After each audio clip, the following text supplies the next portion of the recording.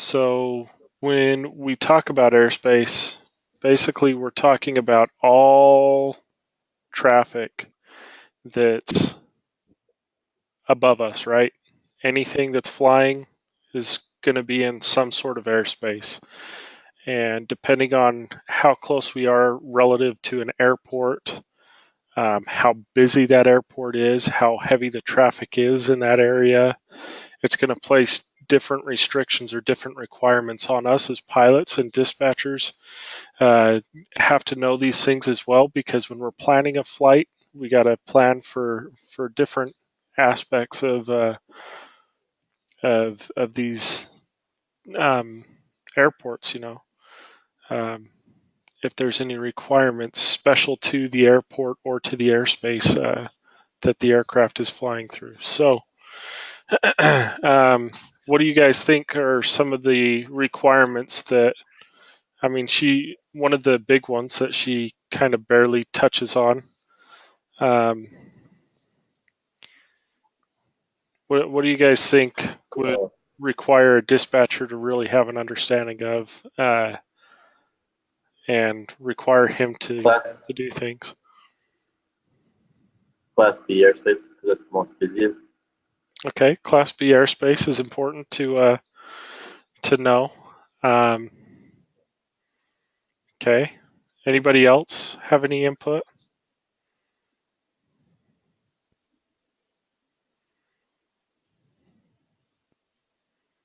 Oh, here's one right here. You guys know what this is? Does anybody know what the red circle here is? Huh? TFR. The red circle? Yep, TFR. Yeah, isn't it a So she says a temporary flight restriction in the video.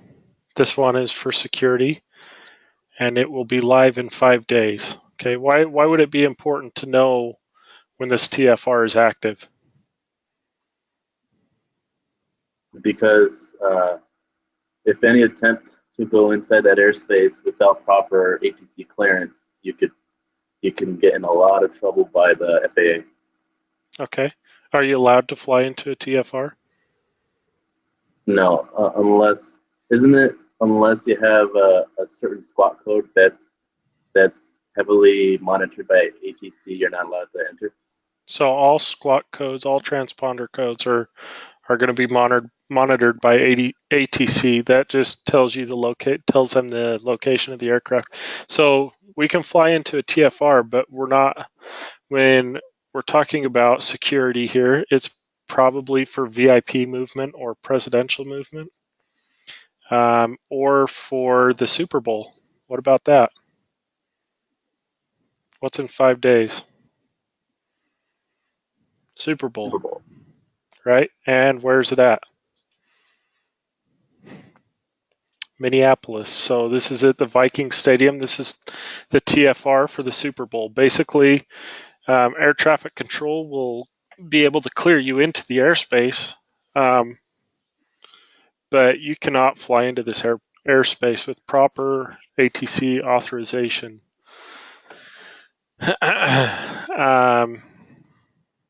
And so the reason why it's important is because if we're flying into Minneapolis during the Super Bowl, do you think we're going to be do you think there's going to be any extra hold time getting into the airport?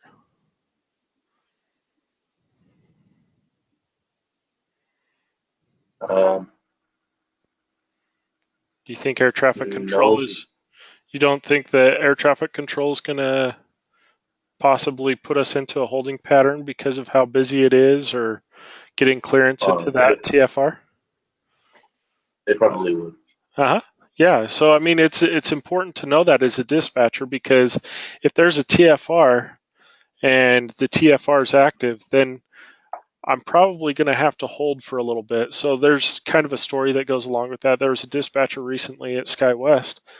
Um, it's probably been within the last year or two. Um, wait, no, it was about 2 years ago.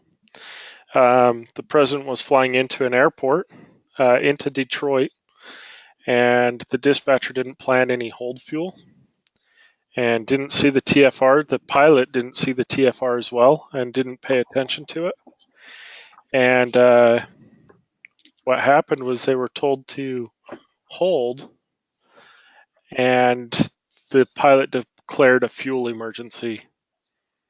And basically, Air Force One was coming in to land at the airport. They made Air Force One hold for this SkyWest flight that just declared a fuel emergency. So, do you think that dispatcher still has a job? No. You still have a job? What was that?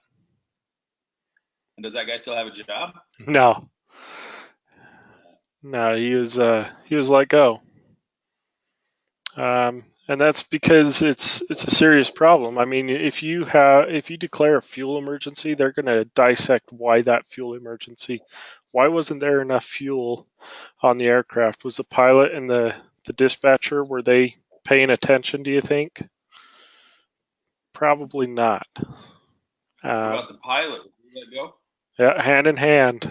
That's a pretty bad one to miss. Yeah, the pilot and the dispatcher were released.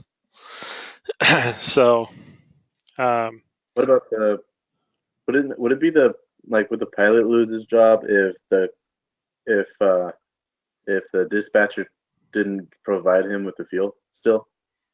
yeah, because the pilot and the dispatcher are both responsible for that dispatch release.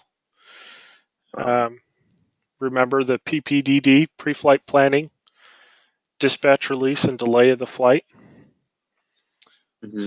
So it's both the dispatcher and the pilot that are responsible for that flight.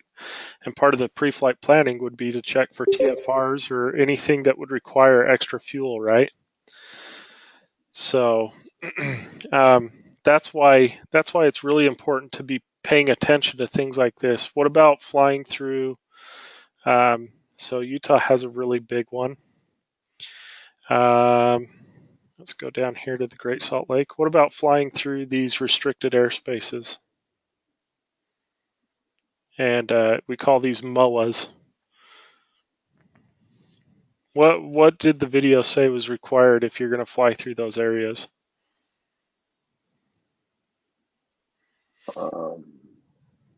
Didn't it say that you have to check with air traffic control to make sure that no activity is being conducted within that certain area before you fly into it? Yeah. So just kind of a general rule of thumb is, as a dispatcher for our regularly scheduled flights, we're not going to fly through these areas. Why do you think this area in particular would be a bad area to be flying through? Just willy-nilly. Because they're conducting training with missiles and gunfire, all that stuff. Yeah. Right? So Hill Air Force Base is right here. This is they call this the West Training Area. So this is where, or Dugway. Dugway's right there. So this is where they do a lot of their bombing and strafing training. So you got fighter aircraft going through there at incredibly high speeds. You've also got, military aircraft conducting other types of training. I know just it was about 3 years ago, Boeing tested a EMP remotely piloted aircraft. So it was a airplane that shot out an EMP burst, kind of like a nuclear blast without the fallout, and shut down a facility out here. Kind of cool training, but if an airplane's in range of that, they're their electronics are going to get fried too. So I mean, it's important that we know these things as dispatcher, because we want to know where we can't fly, and why. So we're going to try to avoid certain airspaces, or like these security TFRs, just to allow separation of aircraft and to make sure that we're conducting our flights safely. Garrett, I know it doesn't apply so much to 121 operations, but a long time ago I was flying in that Salt Lake area and I ran into an MOA area, called, requested for permission, they denied, and I counted on additional fuel in case that had happened. So I began to skirt it, and I could see the flashes from the ground strikes all along as I flew along the edge of it. So yeah, that's awesome. Yeah, I've flown this Salt Lake and Bountiful to Wendover flight quite a few times, and it's kind of fun to fly through there. But yeah, I mean, it's for your safety for sure. To avoid those areas if you don't have permission to be in there. Another one that it talks about is artillery. They're launching those artillery shells thousands of feet into the air over a very long range. You don't want to get hit by one of those, and it'd just be bad all around for everybody. So that's why it's important as dispatchers. We want to know that, if there's a TFR, we're probably going to hold. We need to add hold fuel. If there's adverse weather and we have to reroute. So these are called SIGMETs, right? So these SIGMETs are notifying us of weather activity, adverse weather activity. So these are turbulence SIGMETs, but sometimes we have thunderstorm lines or tornadoes or hurricanes. So if those are in or around the area that we're trying to get to, or in our flight path from one side to the other, and we can't fly through it, we need to plan for fuel to go around it. And that's why we look at things like this, is because we need to make sure that we're being responsible for the safety of the flight. So we're going to jump into a PowerPoint presentation here. I'm going to give you guys a quick.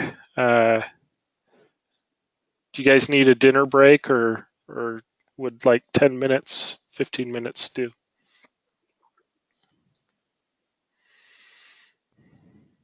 That'd be great. I already had dinner. Yeah, 10 minutes is good. Anybody need more than 10 minutes? All right.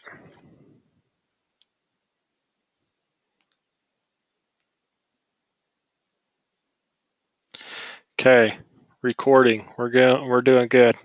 We're ahead of the game here. All right. So, actually, do you know what? Let's see if I can get this in presentation mode.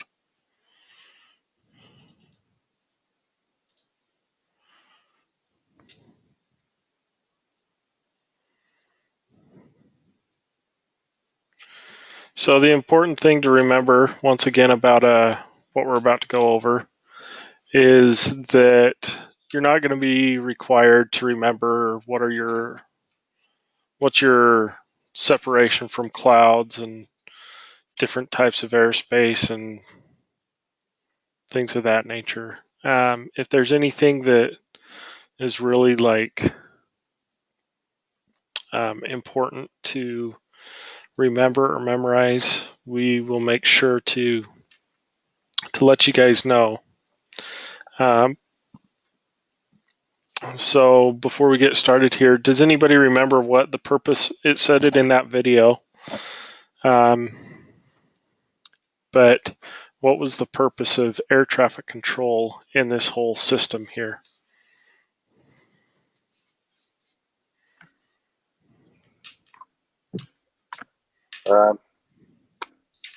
You mean like, are you talking about like what's the purpose of aviation, or like, Of air what do you mean? traffic control.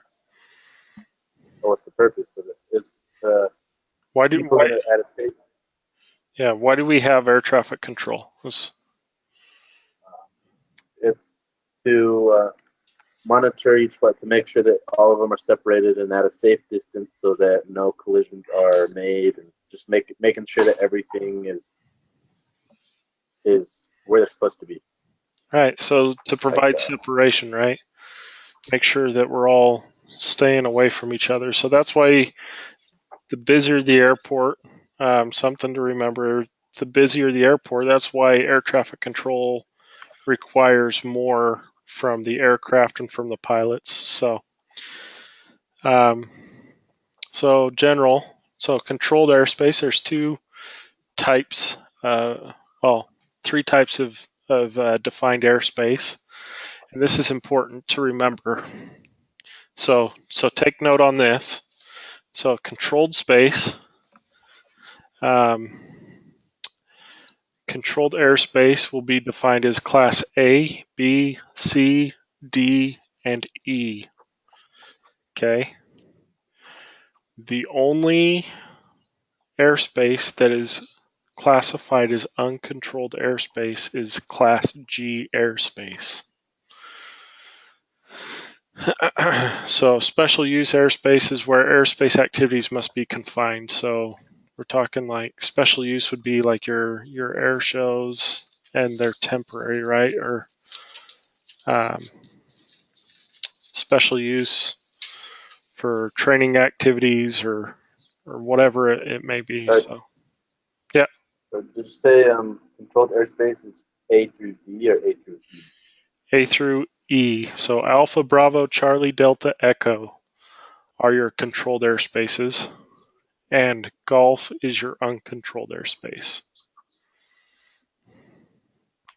So you'll probably see a question on one of our quizzes that says, what airspace is uncontrolled? Or what is, I'm pretty sure that's how it's worded. What airspace is uncontrolled airspace? Class G.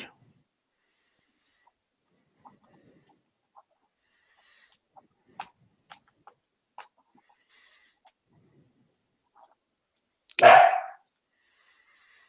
All right, so this is just kind of showing you what the different airspaces are. So as we said before, Class A airspace goes from flight level 180 to flight level 600. So 18,000 feet. Oh my goodness, 18,000 feet to 60,000. Garrett, I'm not sure if you're showing that or not, Garrett.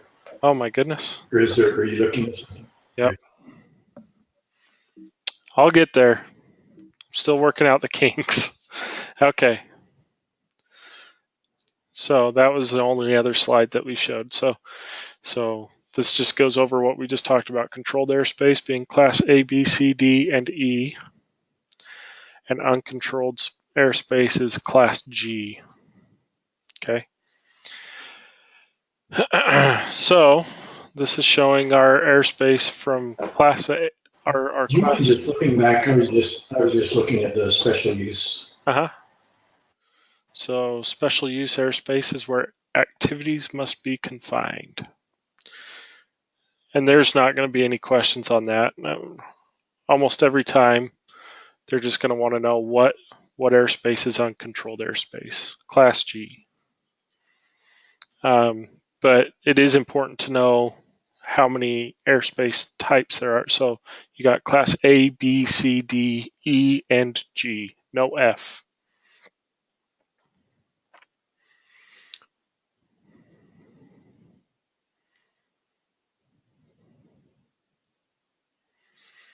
All right.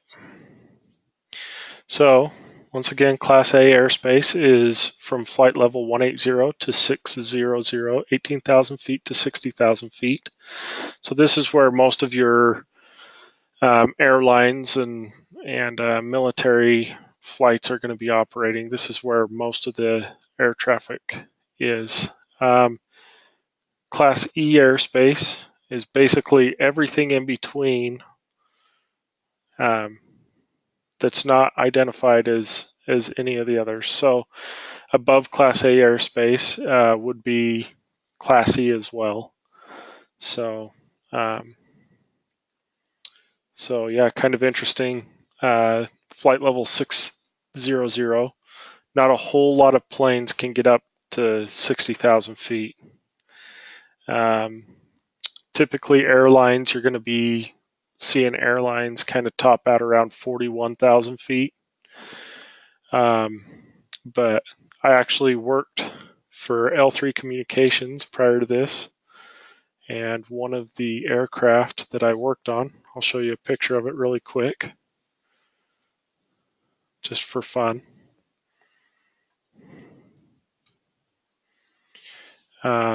It is known as the RQ4 Global Hawk. So this is an unmanned aircraft and that the military uses. Kind of fun. Really a cool looking aircraft. But they operate, their service altitude is well above 60,000 feet. And so it's kind of funny. A story to go along with that is so the Air Force gave NASA one of their Global Hawks to help them with their weather research. And so NOAA, they were trying to do some research on hurricanes, and they've installed on the back of the aircraft here, they've installed, it's like a tube that has sensors in it. And so when the Global Hawk's overflying a hurricane, it'll drop these sensors down into the hurricane, and it'll send back information to NOAA, and they'll be able to disseminate it and see what's going on with the air pressure and things of that nature, and get information about what the hurricane's doing to the, weather-wise. Well, the Global Hawk was overflying a hurricane off the coast of California, and it was funny because my friend was actually there when they were doing this, but they started overflying the hurricane, and air traffic control came on, and he said, how's the ride up above that hurricane? And the NASA operator came back on the radio and said, oh, it's about 72 and perfectly calm. So air traffic controller was like, no way, I thought it'd be really bumpy up there. He's like, oh no, I'm sitting in an office down in California. And the air traffic controller was kind of blown away by that. So anyways, kind of a fun story. But yeah, so those would be operating in Class E airspace. So it's basically Class E airspace just covers everything wherever it's not defined as A, B, C, D, or G. So Class B airspace, once again, we're going to look at this, and it's kind of like that three-tiered wedding cake, right? This is going to be your busiest airports. What's the speed limit when you're underflying one of these shelves? Well, I can't really tell if it's 200 knots or 250 or 210. Anybody else? 2. Okay, 200 knots. So if you're, this is what we were talking about before. If you're underflying one of these shelves, you can see it extends out. There's that top tier and the middle tier extend out. This is 30 nautical miles typically. If you're underflying that shelf, you're limited to speeds of 200 knots. Class C airspace. This is, do you guys know Provo Airport? Yeah. I'm pretty sure that's still defined as is defined now as the Class C airspace.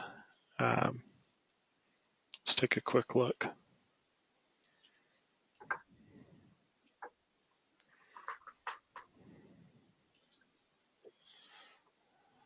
So Provo is actually, Class C airspace.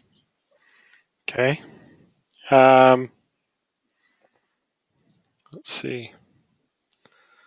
So that's going to be a fairly busy airport, but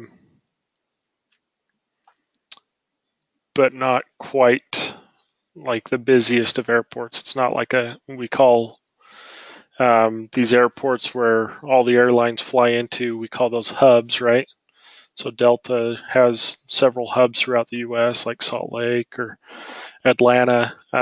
But anyways, so the hubs are going to be your Class B airspace. There's a couple others that as well, but Class C airspace is going to be pretty busy, but not quite enough to tip the scales into that Class B airspace. And then Class D is a lot of your other airports. So you can see here, there's only 3 airspaces that require a control tower. Class B, C, and D require a control tower. That doesn't mean that the tower is open for 24 hours a day. It just means that there are hours of operation where a control tower is in use, and that's typically the more busy parts of the day. There's non-towered airports as well, or like a Ogden Airport. The tower will close down at a certain point in the night, and it'll become a non-towered airport. So Class G airspace would basically be, Barrow. yeah, Barrow, Kodiak. I'm just thinking. yeah. So it's basically Like where that. there's just not a lot of traffic, right? So it can go up to 1,200 feet AGL. So basically, yeah, a lot of your, if we look at this this other map here, basically anywhere that you don't see one of these airspaces, these defined airspaces, that's Class G airspace, right? From the surface up to that 1,200 feet. It's either 700 or 1,200 feet, right? And that will be defined on the charts as well. Class A, like we said before, generally from 18,000 feet up to and including 60,000 feet. Includes the airspace over the waters within 12 nautical miles of the coast. And that's the 48 contiguous states in Alaska. So it did cover that in the video. And anything past 12 nautical miles, it said in that video that, you're allowed to fly in that. Just know that it's not covered by air traffic control. The FAA does not control that airspace. So you have to make sure that you're paying attention while you're out there, right? Operations conducted. So all operations in Class A airspace are IFR. IFR is instrument flight rules, right? So there's no visual reference. The en route charts. So your high en route charts would be your jetways. So those highways that I was showing you in the sky, and those are generally your flight level 180 to 450. You don't see airlines getting over that really. So the equipment required to fly in Class A airspace, like I said, there's certain equipment required by each of the aircraft. So to fly in Class A airspace, it requires a two-way radio, radar beacon, and a transponder reporting with Mode C capabilities. DME is required above 24,000 feet. Who remembers what DME is? Distance measurement equipment. Okay, good. Does anybody have any questions on Class A airspace? All right. So these are your airspace classifications for Mode C requirements, right? And we'll go over that. IFR altitudes and flight levels. So this is talking about, so when we're flying, let's see if there's a, it's kind of funny. So when we're flying a course, a magnetic course, right? 0, so 360 degrees all the way to 179 degrees. It requires that we fly odd thousands of feet. Okay, so that would be like 1,000, 3,000, 5,000, 7,000, 9,000, etc., all the way up to whatever flight level you're going to. So, and you can see that that's all the way up. So once we hit flight levels greater than, once we hit flight levels greater than 29,000 feet, there are 4,000 foot intervals, unless you are in RVSM airspace. So that would be your flight levels 290, 330, etc., all the way up. Okay. Now, if you're flying a course of 180 to 359, we're going to fly evens of thousands. So your 2, 4, 6, 8, 10, 12, all the way up, right? But again, once we hit flight level 290, it's going to go to odd thousands as well. And it's going to be 310, 350, so that's going to be 4,000 foot intervals. So do you guys see the 2,000 foot separation above flight level 290? So if you're heading east, you're going to be flying 290, and if you're heading west, you're going to be flying 310 to allow that proper separation. And notice this does not apply to RVSM airspace. And we'll go over what RVSM is in the next slide here.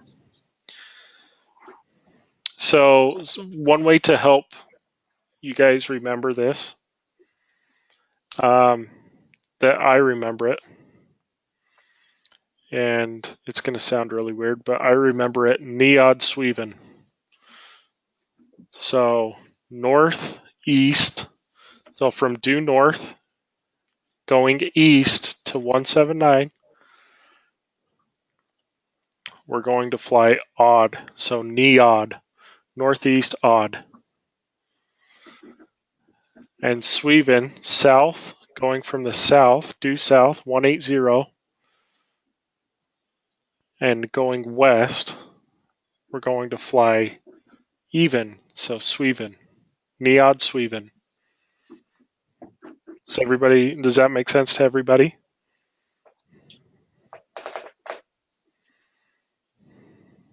Yeah. I'd take note on that because we're going to apply this in our flight planning. So Neod Sweven, north and to the east, all the way to 179, we're going to plan odd flight levels. And south to the west all the way to 359, we're going to plan even thousands of feet for our flight levels.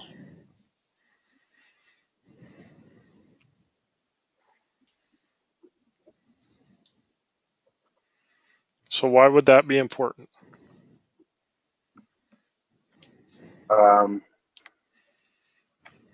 Because I guess it was just the evens would fly an even, or let's see, hold on. You would fly an odd altitude at a certain degree because you want to keep your airplane separated from another airplane. If you're going opposite directions, you don't want to be at the same altitude.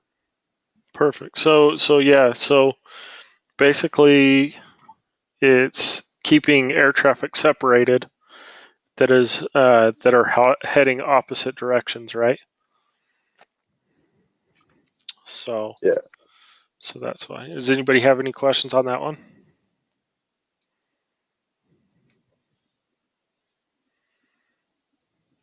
No, sure.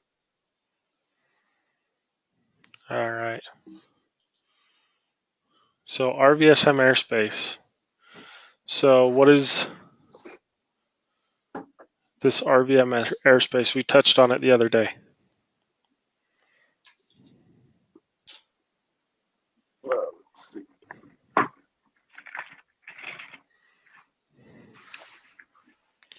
So it's reduced vertical separation minima. So RVM airspace basically allows air traffic control to separate aircraft by a minimum of 1,000 feet. You remember those 2,000 foot intervals that we were going to be flying above flight level 290? So every 4,000 feet, we were going to be separated heading opposite direction, which means that there's 2,000 feet of clearance between our aircraft. And that's required unless you are RVM or RVSM capable and talking to air traffic control approved, basically. Then air traffic control can reduce that separation to 1,000 feet. Okay. And it only is for, this is something that you guys need to take a note on because you will be tested on it. You need to know that RVSM airspace is from flight level 290 to flight level 410. Only in those airspace, or only in that airspace. So if you were to say RVSM is only applies to Class A airspace, you'd be wrong. There's a specific chunk of that Class A airspace that it applies to. 290 to flight level 410.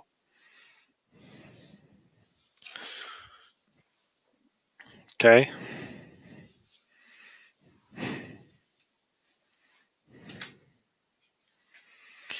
So that being said, oops. So looking at this really quick, if we're flying odd thousands and even thousands below this flight level, that's only providing 500 feet separation, right? If you're, or if that's providing 1,000 feet separation. What in the world? Between aircraft, but 2,000 feet flying in the same direction, but 1,000 feet total separation. So basically it takes that and extends it all the way up, right, to flight level 410. And the same rule applies. If your magnetic compass heading is from 0 to 179, odd flight levels, and from 180 to 3, this should say 359, you're flying even flight levels. Okay, so RVSM airspace is special qualification airspace. The administrator must approve the operation and the aircraft used by the operator. And so the aircraft must be RVSM qualified. Not just anybody can go out and fly in this airspace. So some of the operating restrictions, turbulence, right? If there's really bad turbulence, we're going to fly whatever altitude we have to get out of the turbulence. RVSM critical area is in the vicinity. For some reason, this is a little jumbled. Some of the things that will keep us out are pedostatic and AOA. I'm not sure what that is. Skin damage, MEL, will also keep us out of RVSM airspace. Operational equipment that's required. So you are required to operate in RVSM airspace. You're required to have autopilot, and it has to be operational. An altitude reporting transponder. It also has to be operational. Air data computers, 2 operational. So that's saying the 1 and the 2 is saying how many of that equipment. So 2 altitude reporting transponders. 1 has to be operational at all times. 2 air data computers, both have to be operational, and then 2 primary altimeters, and both have to be operational. So the dispatch, something you have to write down? No, not that so much. It's important to remember that autopilot.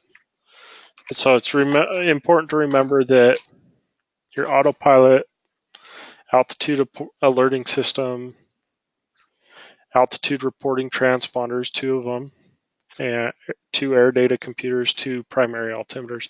It's kind of important to remember them, but I'm not going to make you memorize it. So some of the requirements for the dispatcher: you got to coordinate with maintenance control on any MELs affecting RVSM operations. So if there's, if your autopilot is not operational, it's required to be operational in order to fly in RVSM airspace. So you need to work with maintenance control to make sure those are operational for your flight. You also need to determine if your aircraft can operate in RVSM. So there's certain MELs, there's certain things that won't allow us to operate in RVSM. We just need to pay attention to that. And then we need to ensure proper equipment suffix code is filed. So when we send the strip to air traffic control with information about our flight, we have to notate that we are RVSM capable on that strip. The crew and air traffic control procedures for severe weather or required component fails in RVSM is found in AIM, the Aeronautical Information Manual, section 4-6-9. So if you really want to read a dictionary again, have at it, but that's where it's located. Class B airspace. So this extends from the surface to 10,000 feet or 12,000 feet, depending on the location and the terrain. And that's mean sea level. So that's not above ground level, that's MSL. And is 20 nautical miles. Okay, surrounds the busiest airports, configured to each. So depending on the airport, it's not always going to be that perfect 3-tier wedding cake. As you can see, Salt Lake Airport's Class B airspace is a little lopsided. I mean, you have a shelf here, you have a shelf that kind of extends out right there and right there. But because of the mountains and the terrain here, it doesn't extend out to those. You'll also see that Salt Lake Airport is one of the ones that has a 12,000 foot ceiling. oops.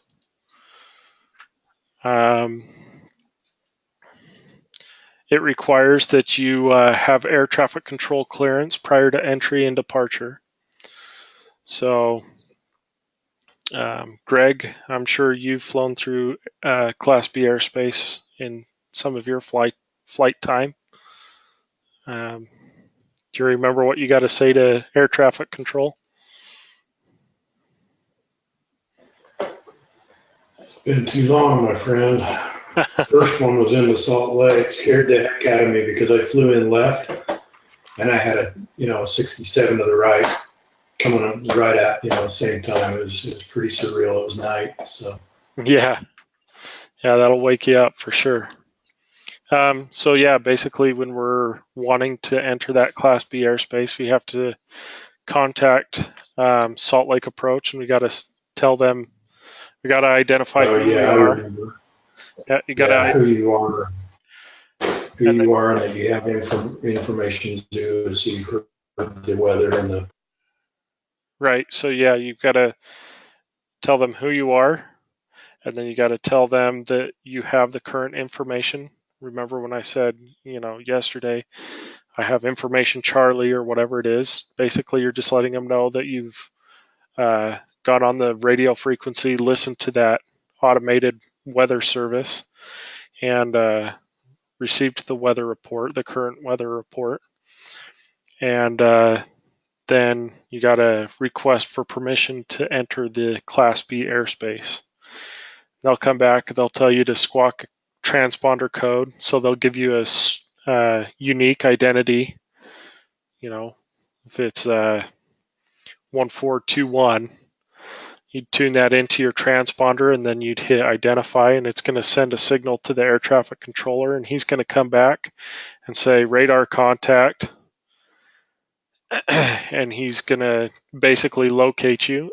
You're going to listen to him, and then he's going to give you permission to, depending on how busy the airspace is and what your intentions are in the airspace, he's going to come back and give you that clearance into the airspace. And you have to have those words read back to you in order that you have clearance into the Class Bravo airspace in order to actually fly into those. If you never hear that in the radio transmission, you can't fly in there. And if you breach Class B airspace and haven't received that clearance, you could have your pilot's license taken away from you depending on how severe of an encroachment it was, if it caused severe problems or anything like that. So that's important to know. Class B airspace is the only one that requires that air traffic control clearance prior to you entering it.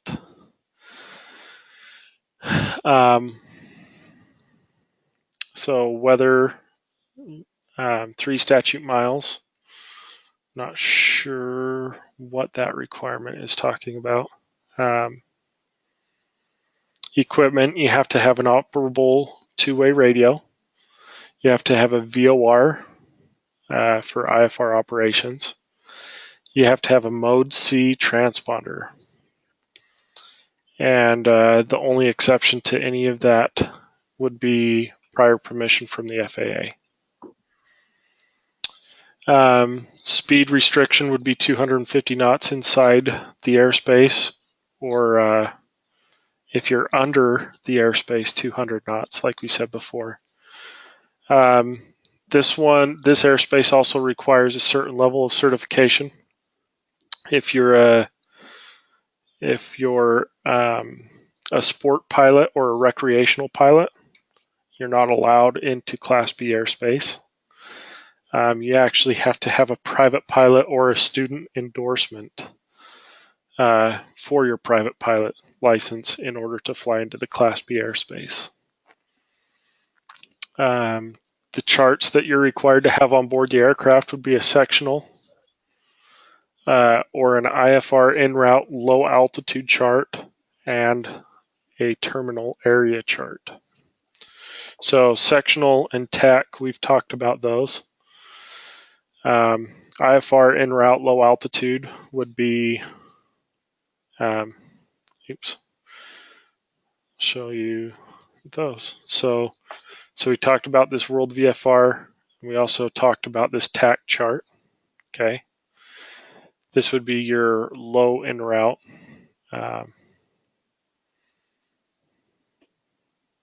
That's what it looks like. So if you're doing IFR operations, you have to have one of these. VFR, you'd have one of these and one of those. Okay. Let's see. So this is kind of what Class B airspace looks. This is like a 3D graphic of what it would look like. And as I had mentioned before, these shelves, the way we can see, kind of visualize the 3D image of the airspace on the map, these shelves, it's going to have on the chart, it's going to show you the bottom of the shelf and the top of the shelf. So 4,000 feet is where the bottom of that shelf is, up to 10,000 feet, or 7,000 feet up to 10,000 feet. So you can see how that extends out. So this one, this most center circle, is going to be your surface to 10,000 feet. So any questions on that? No, sir. All right, so Class C airspace extends from the surface to 4,000 feet, mean sea level once again. It's a 5 nautical mile radius on the surface to the 4,000 feet, and then 10 nautical miles from 1,200 feet to 4,000 feet. The airports with control towers. So the airport has to have the control towers I said earlier. They also have to have radar approach control and certain number of IFR operations or passenger flights to be qualified as a Class C airspace. Pilot certification, once again, none required for this one. Class B is the only one that requires specific pilot certification.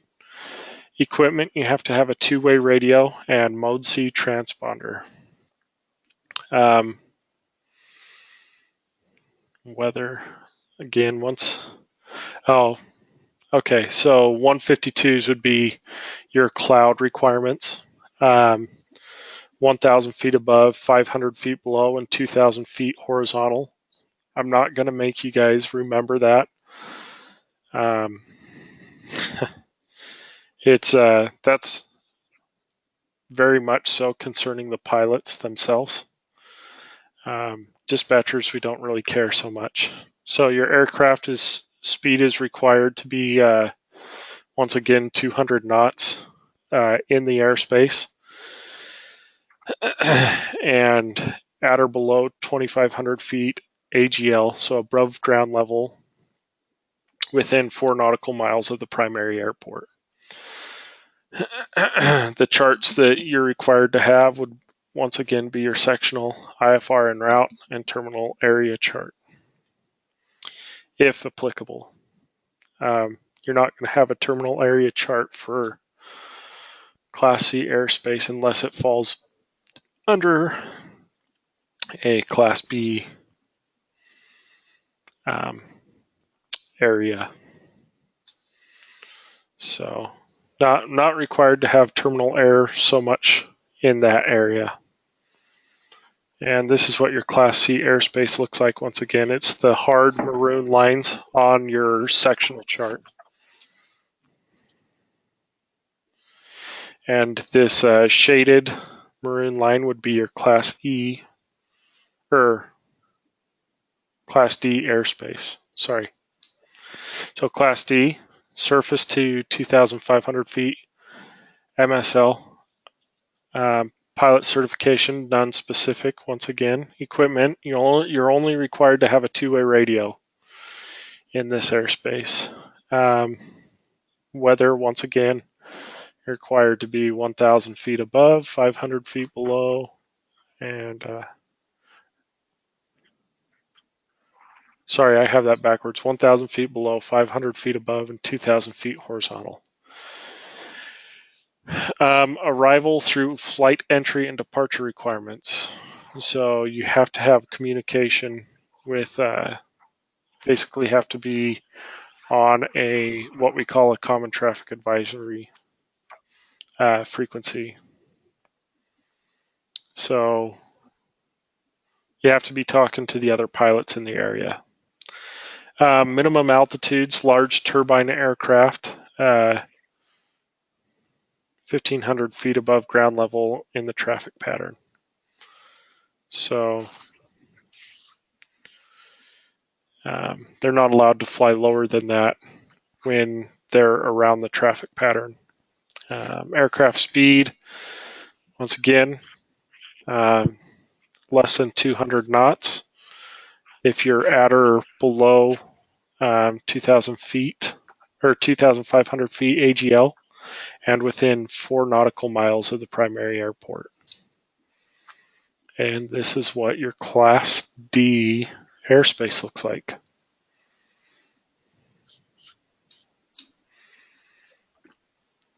All right, so Class B, C, and D, arrival through flight entry or departure requirements. Once again, you're required to have the two-way radio communications in every one of these. Satellite airport, you have to have two-way radio communication when able.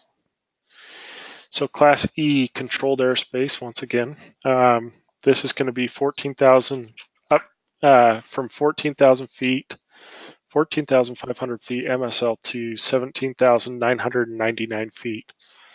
Why not 18,000 feet?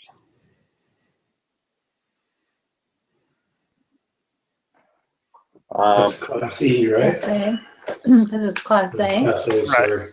Yeah, so 18,000 feet is Class A. So we're going to go Class E butts up against that Class A airspace.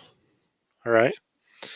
Unless otherwise designated, overlying the 48 contiguous states, including waters within 12 nautical miles and above flight level 600. Remember how I said once you get out of that Class A airspace, everything above all the way into space would be considered Class E airspace. So types of Class E airspace would be surface area, airports, extensions to Class B, C, and D airspaces. Once again, contains all instrument approaches. Transitions, en route domestic flights, IFR ATC services required, federal airway inadequate. So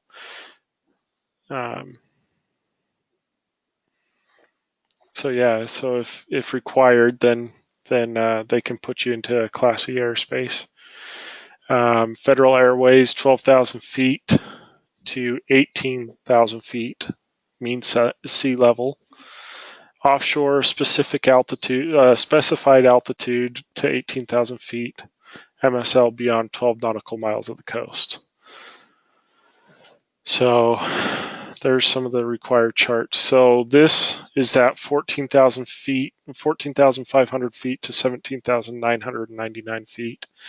And it's 4 nautical miles on either side of a VOR. So what we're talking about here is the Victor Airway, right? So 1,200 feet AGL all the way to that. And we'll take a look. So this is what a Victor Airway would look like. It's these blue lines with a V, Victor. Those are Victor Airways.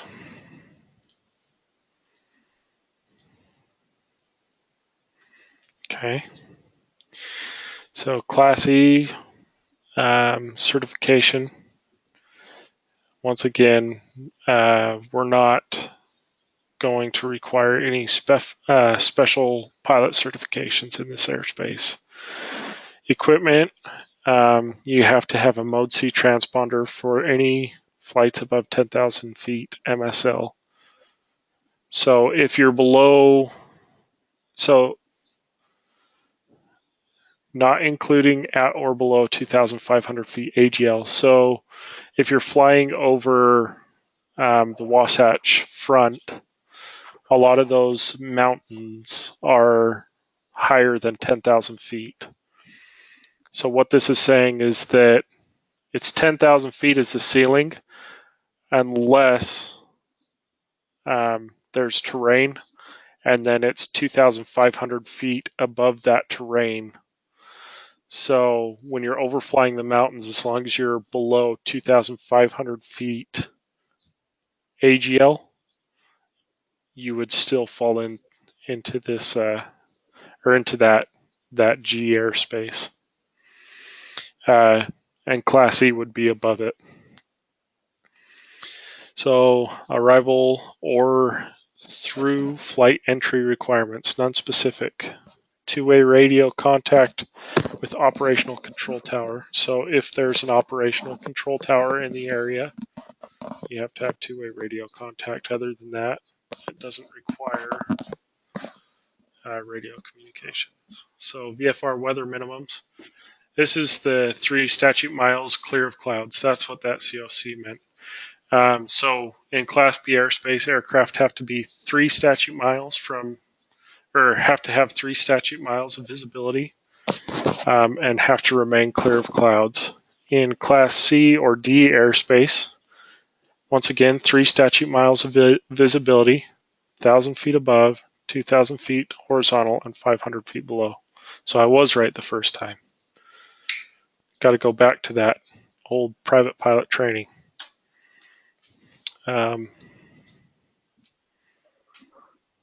So once again, we're not going to really beat this one to death because this is a nightmare you guys don't want to have to go through. Special VFR weather minimums. So we have operations that are known as special VFR. Once again, we're not really going to go over that just because it doesn't really pertain to us as dispatchers. Class B airspace, important to remember that when we're inside Class B, it's 250 knots and under is 200 knots. We're going to keep beating that dead horse.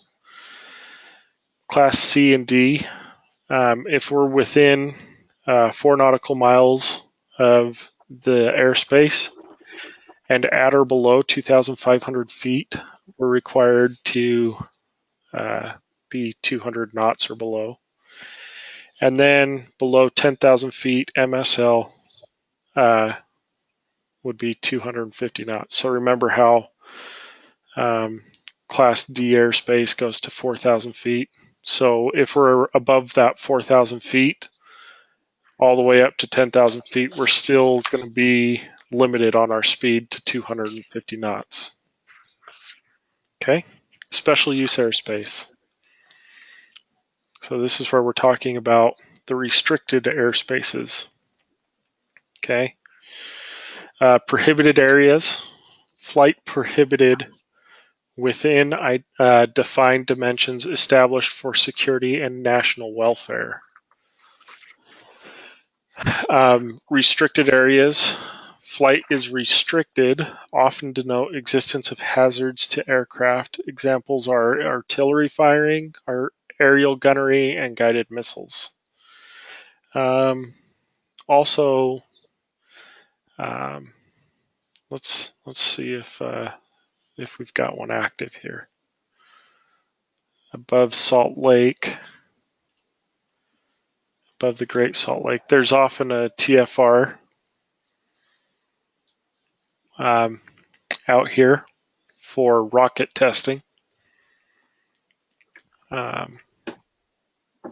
Some other kind of fun spaces would be down here. As you can see, this is space launches. Kind of fun. Restricted airspace. You can see the restricted airspaces. right here. Not really safe to be flying when there's space launches going on in that area. So some fun special use airspaces. Can be for any reason. Warning areas. So warning areas would be those areas over the ocean. You see these denoted with a W. That's a warning area. R is restricted. P is prohibited. So Are those restricted areas, are they always there? yes. Okay, so I know that you had used the Super Bowl for an example, which I actually would have ever thought of, but the restricted areas that are there above, so they're always going to be there. Is that correct? So we're talking two different things. So like this Okay. TFR. So TFR is a temporary flight restriction. Okay. Okay. So these are Yes. temporarily put in place. You can see here, can you guys see what it says on my screen right here with the TFR information block that I have? Security. Yeah, so it's for security over Disney World, right? And it'll give you an effective date. So it was effective from October 27th sometime, and it's active until further notice. So we have to abide by that TFR rule until further notice. Okay. You'll notice that, let's go back up to Minneapolis. Yeah, just can you zoom in a little bit after you get to the Minneapolis, because Yeah. I just wanted to. Yeah. Thank you. Okay, so this is Minneapolis. I can't zoom in on the information box there, but this is effective from February 4th to February 5th, from 2100 or 2130 Zulu on February 4th to 5:59 Zulu on February 5th. So this is giving you active periods. It also tells you the altitudes that it affects.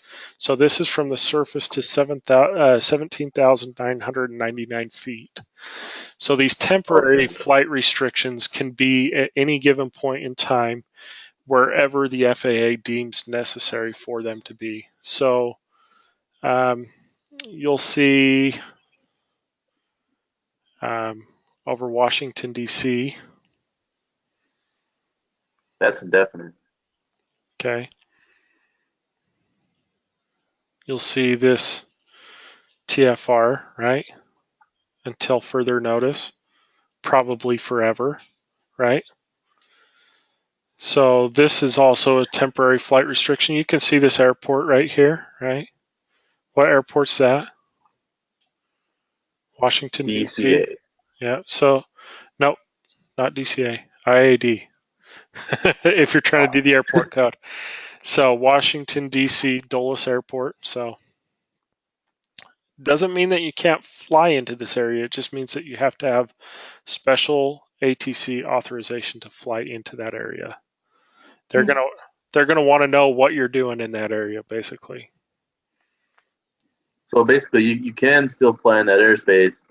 Well, I'm not talking about with special authorization. So like if it says from surface to 18,000 feet, you're legally allowed to fly in that airspace if you're at 19,000 feet or higher.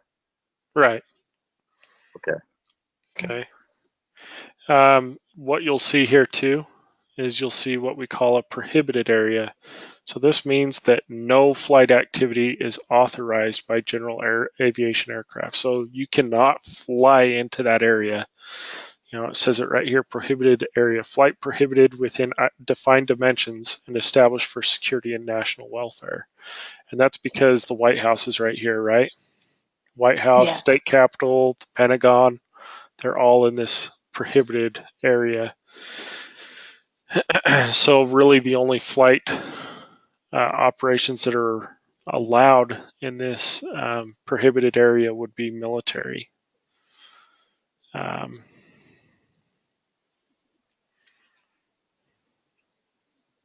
So Garrett, unless you're an ultralight, then you can land on the lawn right. like that. What was it, a Jarrow Cup or something landed right on the lawn? Yeah. He also got arrested, I'm sure. But yeah, so I mean, these are the different areas that we're talking about here. These are the special use airspaces. Oh, just saw another one that I was looking at. So this MOA, where it says MOA right here, that just means it's for military operations. Okay, so you probably don't want to really be flying in that area. We can come out west here again. We can look at these. Restricted areas are notated with an R, or restricted. Okay. Restricted, once again, we can fly through a through a restricted area, but we have to have authorization from the authority over that area. Okay. So basically, they just want to make sure before you enter that area that you're not going to get hit by a jet flying at Mach 2, you know, or by a bomb or an artillery shell. They just want to make sure that there's no activity that's going to be detrimental to your safety before you fly into them. So yeah, you can just kind of see them littered throughout the United States, these special use airspaces. Military operations areas, so the MOAs that we talked about, they have defined vertical and lateral limits. And the reason why we have MOAs is to separate military and IFR traffic. Air traffic control has to route you through those areas, and they have to be inactive. So basically, we can't have jets out there flying at the time that you're trying to get through that area. VFR traffic has to use extreme caution, contact flight service station within 100 nautical miles from their or for their activity. And we already showed you how they're depicted on a sectional or terminal chart. Alert areas. So these are areas of high volume pilot training. You saw that in the video. Or for unusual area activities. So this could be for acrobatic flight training as well. You'd see an alert area, or hot air balloon training, or things of that nature. So controlled firing areas. Activities in that area are suspended when an aircraft might be approaching the area. So you have to notify them to, hey, don't shoot. Military training routes. So these are low altitude, high speed training routes that the military uses for flight training. So they're going to be below 1,500 feet above ground level for IFR, above 1,500 feet AGL for VFR. 10,000 above 10,000 feet, the speeds are once again going to be, for these aircraft are going to be greater than 250 knots. IFR military training routes. So you'd see these notated with an IR. They're IFR regardless of weather. VFR military training routes are notated with a VR, and our VFR and flight visibility has to be greater than 5 miles with ceilings greater than 3,000 feet above ground level. So you'll see these identified like this. So we can go back onto our sky vector map and look at the Utah area again. You can see one right here. So this is going from restricted area to restricted area. You can see one of those VFR military airways. that connects the two. Does everybody see that? I'll try to zoom in just a little bit more here. I'm all the way zoomed in. Does everybody see it?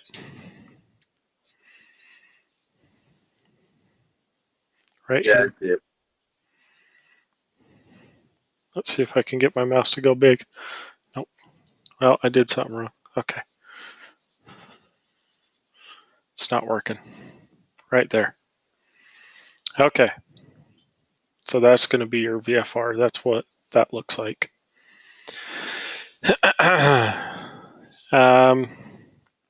That's pretty much going to cover that. Airport advisory areas. So within 10 miles of an airport where a control tower isn't being operated, but where a flight service station is located. Flight service station provides advisory services. So we can contact a flight service station and request flight following, and they'll basically watch us as we fly our flight plan and make sure that we're getting there safely. Terminal radar service areas, or TRSAs. The primary airport becomes Class D airspace, and remaining portion overlies other controlled airspace. Normally Class E, beginning at 700 feet or 1,200 feet above the ground. VFR pilots are encouraged to participate in these areas, and they're depicted on our VFR sectional charts and terminal air charts, or TAC charts, with solid black lines and altitudes. National security areas, we looked at Washington, D.C., pilot voluntary avoidance. So it depends on where you are, but part of it is one of these areas, the national security areas. You'll see notices in our NOTAMs that will notify us of these NSAs. Okay. Temporary flight restrictions, TFRs. We've looked at a lot of those now. Parachute jump aircraft operations. So we'll see those probably down here in St. George at time. I don't know. I'm still new to the St. George area. They do a lot of skydiving out here. In and around St. George. Yeah. So that is pretty much it. Anybody have any questions on airspaces? How do you guys feel about these airspaces? Is there anything bothering you? You feel confident that you know how we're going to get around in these things? This is a lot more easier to understand than it was the FARs. A little more visual, huh? Yeah. Anybody else have any issues or comments? It's really interesting. It's just a lot of new information. So it's just kind of soaking it all in. Yeah. So remember that we do have these in our week 2, day 2 folder on your Google Drive. So we're going to kind of wrap things up here. So I'm going to let you guys, you can see here, going back to our Google Drives in that same folder, there's some reading here that I'd like you guys to go through and read. This is going to help you guys understand air traffic control and some of the operations, some of the ways we communicate with air traffic control, and when we need to talk to air traffic control. So as a dispatcher, you'll talk to air traffic control every single day. So it's important to know some of the reasons why we contact air traffic control to help us get a little bit ahead. But I want you guys to go through this and read it. So, and try to get an understanding. It's not too bad of a read. It's only 7 pages, and it's a pretty easy read. But I'll let you guys go a little bit early if there's no questions. Get that reading done if with this extra, 40 minutes I'm giving you. And then next class we'll come back and we'll talk about it tomorrow. So I won't be here, just so you guys know. Adam will be teaching on Friday. I'm not going to be able to teach Friday, but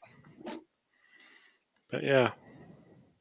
Does anybody have any questions, comments, concerns? No, sir. Okay. All the information that we went over today, once again, is going to be found in your Google Drive. So please utilize that information to help you understand this material better. But with that being said, I'll let you guys go and have a good night. Thank you. Awesome. We're gonna. Thanks, Garrett. Yep. Thank you.